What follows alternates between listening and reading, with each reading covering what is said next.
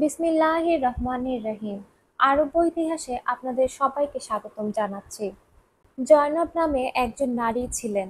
তিনি অনেক সমস্যার মধ্য দিয়ে যাচ্ছিলেন এবং তার সমস্যাগুলো এতটা চরম আকার ধারণ করেছিল যে তিনি আর বাঁচতে চাইছিলেন না। তার মনে হচ্ছিল এই সমস্যার সমাধান কোনোভাবেই করা সম্ভব না। হয়তো তার মৃত্যুতেই এই সমস্যা থেকে তিনি মুক্তি পেতে পারেন। প্রচণ্ড একাকিত্ব এবং বিষণ্ণতায় ভুগছিলেন তিনি। শুধু জয়নব একা নয়, পৃথিবীতে আরো অনেকেই একই রকম অনুভূতি অনুভব করে। প্রতিযোগিতা, ব্যর্থতার গ্লানি এবং শোক সামাল দিতে না পেরে অনেকেই আত্মহননের পথও বেছে নেয়।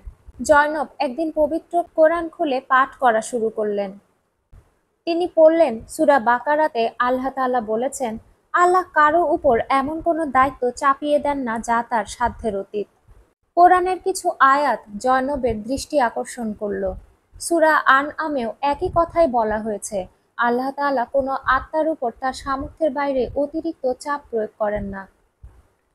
জয়নবের মনে পড়ল, তিনি এর আগেও সোশ্যাল মিডিয়াতে এই অনুবাদটি বহুবার পড়েছেন, দেখেছেন, কিন্তু তিনি কখনোই এই আয়াতের মর্মার্থ উপলব্ধি করতে পারেননি।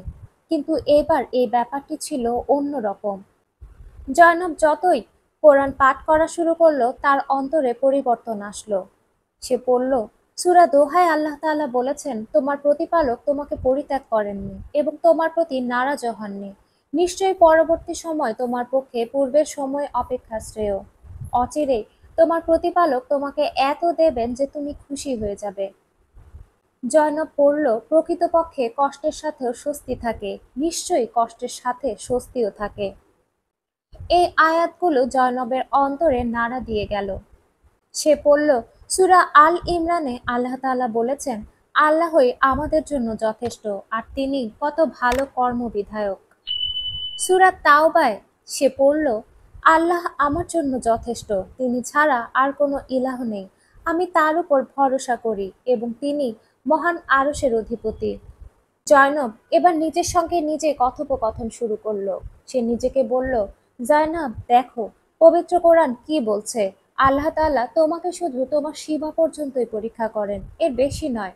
আল্লাহ তাআলা অবশ্যই তোমার সীমা সম্পর্কে জানেন, আর তিনি তোমাকে ঠিক ততটুকুই পরীক্ষা করবেন যতটুকু পর্যন্ত তোমার সীমা রয়েছে। তিনি যেখানে তোমার উপরে বিশ্বাস করছেন, তাহলে তুমি কেন নিজেকে বিশ্বাস করতে পারছো না?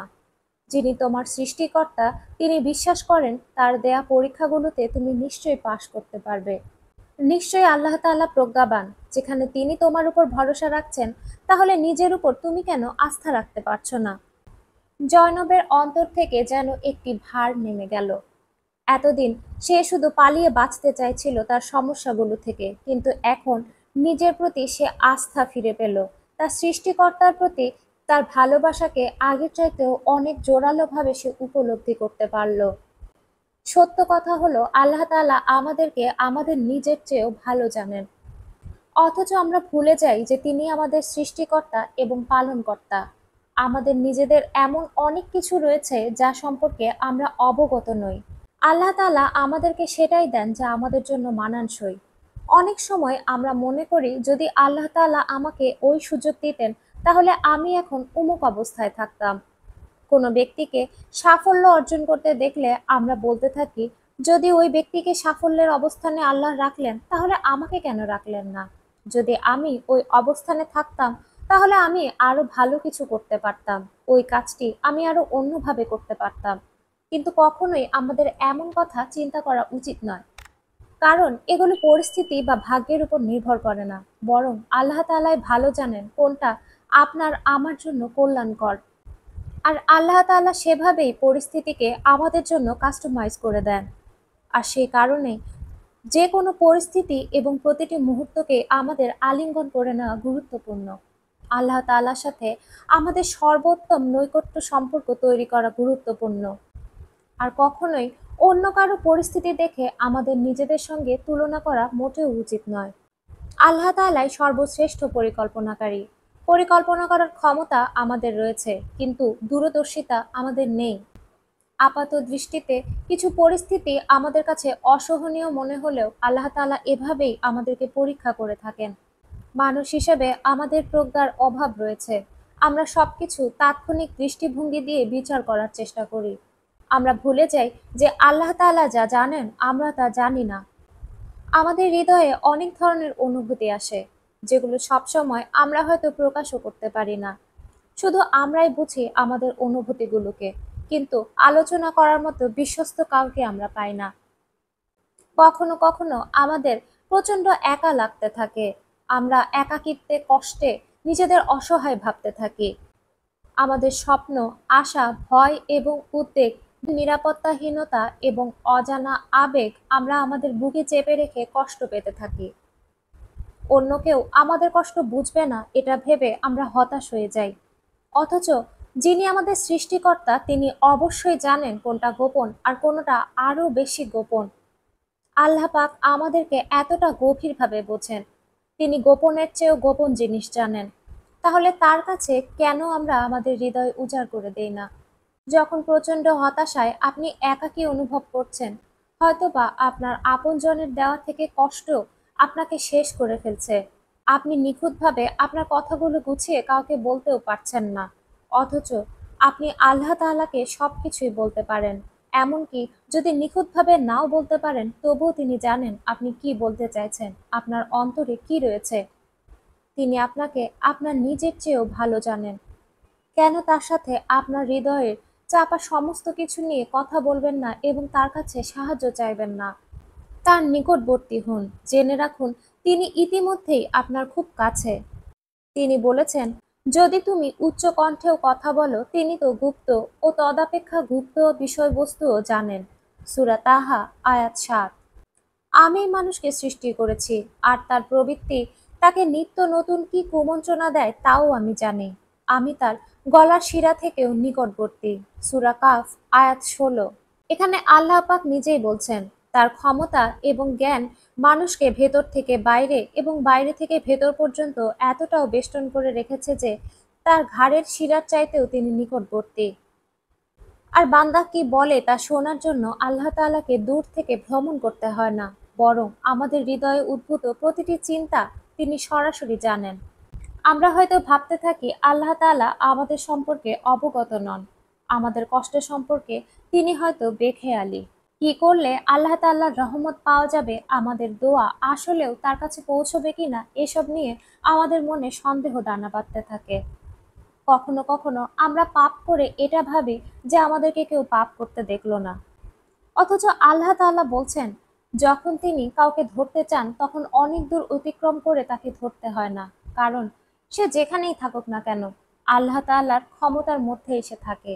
যখন ইচ্ছা তিনি তাকে তখনই পাকড়াও করতে পারেন।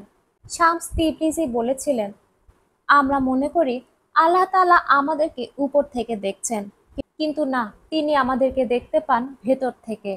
আমাদের জীবনে ঘটা কোনো কিছুই কাকতালীয় নয়। জীবনে নেওয়া প্রতিটি সিদ্ধান্তই আমাদের ভাগ্যের একটি নতুন বই খুলে দেয়।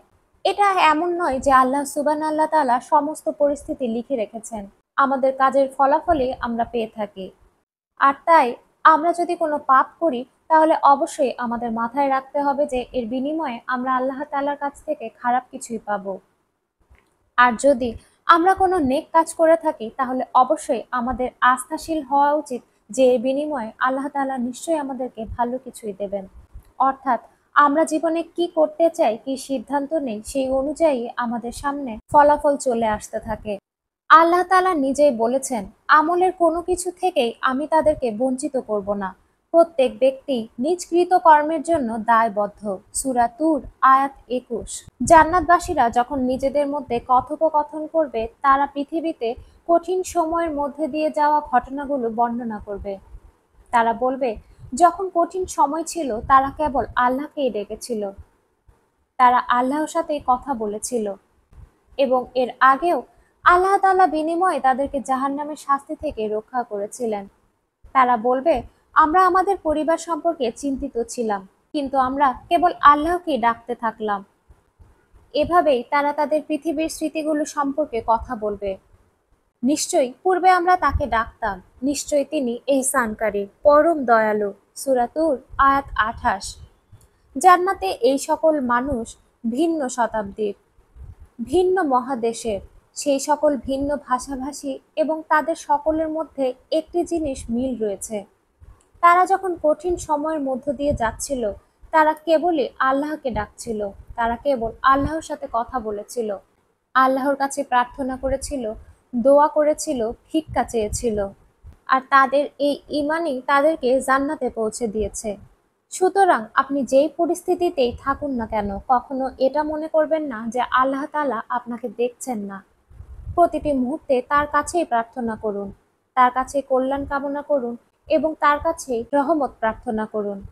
কারণ তিনি প্রতিজ্ঞার জন্য মঙ্গলজনক। তিনি যখন কিছু প্রতিশ্রুতি দেন, তিনি তার প্রতিশ্রুতি পূরণ করেন। কোনো কিছুতেই তিনি তার প্রতিশ্রুতি ভঙ্গ করেন না। তিনি বলেছেন, তার বান্দার ডাকে তিনি অবশ্যই সাড়া দেবেন। আর সেই কারণে আপনি আপনার ভালো দিনগুলোতে, খারাপ দিনগুলোতে, আপনার পরীক্ষার সময় অথবা শান্তির দিনগুলোতে প্রতি মুহূর্তে আল্লাহ তাআলাকেই ডাকতে থাকুন। তিনি অবশ্যই তার প্রতিশ্রুতির ব্যতিক্রম করবেন না।